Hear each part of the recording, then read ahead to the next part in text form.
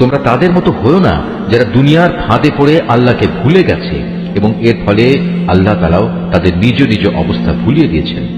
আসলে এরা হচ্ছে আল্লাহর নাফরমান। জাহান্নামের অধিবাসী ও জান্নাতের অধিবাসীরা কখনো এক হতে পারে না। জান্নাতবাসীরা অবশ্যই সফল কাম। আমি যদি এ কোরআন কোনো পাহাড়ের উপর নাজিল করতাম, তাহলে তুমি অবশ্যই তাকে দেখতে কিভাবে তা বিনীত হয়ে আল্লাহর ভয়ে বিদীর্ণ হয়ে পড়ে।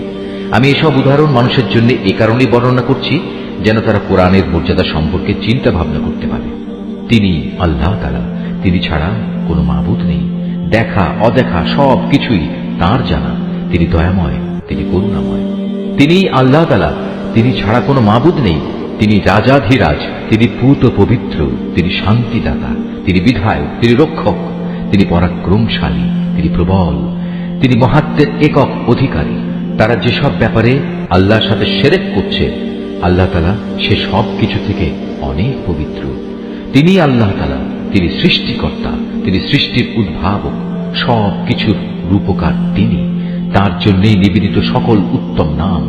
আকাশমণ্ডলী ও পৃথিবীতে যেখানে যা কিছু আছে তার সবকিছু তাঁরই পবিত্রতা ও মহিমা ঘোষণা করছে।